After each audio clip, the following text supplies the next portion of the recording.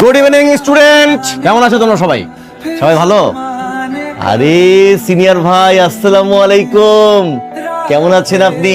আমি তো ভাবতেই পারি না যে আপনি এখানে আছেন। আমি ভাবছি আপনি লজ্জা পেয়ে রিটেক টিটেক নিয়ে গ্রাজুয়েশন কমপ্লিট করে ভার্সিটি ছেড়ে দিচ্ছেন, কিন্তু আপনি তো তা যাবেন না, কারণ আপনি তো বেহায়া।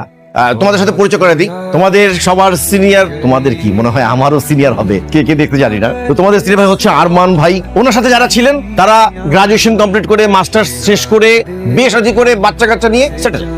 জুনিয়ররা তার সিনিয়র হয়ে যাচ্ছে, কিন্তু আমাদের ভাই কিন্তু আমাদেরকে ছেড়ে যাচ্ছে না। কেন? ভালোবাসা। সে যে আমাদের প্রতি ভালোবাসা দেখিয়েছে, আমরা কি পিছিয়ে থাকবো? আমরাও পিছিয়ে থাকবো না, আমরাও তার ভালোবাসার প্রতিদান দিব। কিভাবে দিব? আমি হেড অফ ডিপার্টমেন্টের সাথে কথা বলবো, আমরা নতুন একটা ডিপার্টমেন্টের ব্যবস্থা করবো। সেই ডিপার্টমেন্টের বিষয়বস্তু কি হবে? যে বিষয়ে আমাদের আরমান সাহেব পারদর্শী, যে সে কিসের উপর পারদর্শী, সেটা হচ্ছে গ্যাঞ্জাম, মারামারি, বদমাশি। এইটার আয়োজন করতে পারি, তাহলে আমি নির্ঘাত যে সে পাস করবে। কি হয়েছে, তোরা হাসতেছিস কেন? কিছু না, ফাজলামোর না একটা লিমিট থাকে, ঠিক আছে?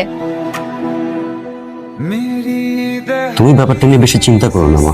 আসলে আমি বুঝতে পারতেছি তোমার উপর দিয়ে কি যাচ্ছে। We are really very sorry for that. আসলে এমন একটা ব্যাপার ঘটে গেল। তুমি নির্ভয়ে বলতে পারো মা, তোমার কি কাউকে সন্দেহ হয়? তুমি বলো আমাকে, আমি কঠিন শাস্তি দেবো। তুমি নির্ভয়ে বলো।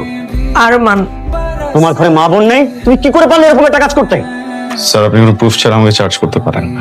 রাখো তোমার প্রুফ। একটা মেয়ে আননেসেসারি তোমার সঙ্গে মিথ্যা কথা বলবে? স্যার, বলতে পারে মিথ্যা। আই ডোন্ট নো, আমি এতটুকু জানি আমি মিথ্যা বলছি। একটা থাপ্পড় দিয়ে তোমার সব কটা দাঁত ফেলে দিতে ইচ্ছে করছে।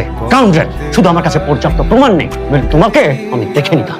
তবে তুমি ভেবে নিও না যে তোমাকে আমি ছাড় দিয়ে দিচ্ছি। আজ থেকে তুমি দেখবে তোমার জীবনটার প্রতি মুহূর্ত আমি কেমন কষ্টকর করে তুলছি। You are suspended for next 1 month. Arman, problem কি? শুরু থেকে পিছে লেগে গেছো আমার। আজকে যেটা করছো এটার জন্য কখনো মাফ করবো না। খুব সাবধানে থেকো, যে কোনো সময় উল্টা পাল্টা যে কোনো কিছু হয়ে যাবে। ও তোমাকে কি বলে গেল? বলছে উল্টাপাল্টা কিছু করবে। কাঁদছিস কেন? এইভাবে ভেঙে পড়লে চলে? এখন সময় এসেছে ওকে একটা উচিত শিক্ষা দেওয়ার। আমার প্রবলেম সেটা না যে ওকে কি করতে হবে কি করতে হবে না। আমার অবাক লাগে একটা ছেলে এত নোংরা কিভাবে হইতে পারে, তারপর ওনাকে একটা স্টুডেন্ট।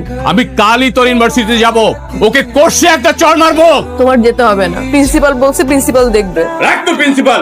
আমি দেওয়ানে বলেছিলাম যে আমি ইউনিভার্সিটিতে যে ওই ছেলের সাথে কথা বলি, তুই আমাকে যে দিসনি। ও জানে কোন মেয়ের সাথে বিয়াদবি করছে। আমি এসব কারণে বাসা ছাড়ছি। বাবা ভাইয়া সবাই মারামারি কাটাকাটি। যদি বলো তাহলে আমি এখনই বাসা থেকে চলে যাব। আমি এসব টাইম চাই না। জানিস মা, এমন এক ঘটনার জন্য আমি বাড়ি থেকে বেরিয়ে আসছিলাম। তোর বাবার সাথে আলাদা হয়ে আমি দূরে চলে আসি। আমার স্ত্রী মারা যায়, আমার কোনো সন্তান নেই। তুই তো আমার সন্তান, তুই আমার ভাইয়ের সন্তান না। কোনো বাবা কি মেনে নিতে পারে তার সন্তান সম্পর্কে এমন ঘটনা? তুই বল। আমি সরি চাচু, আমরা আর আরমানের বিষয় নিয়ে আর কোনো কথাবার্তা না বলি। ও ভুল করছে, ও একটা শাস্তি পাবে। ঠিক আছে মা,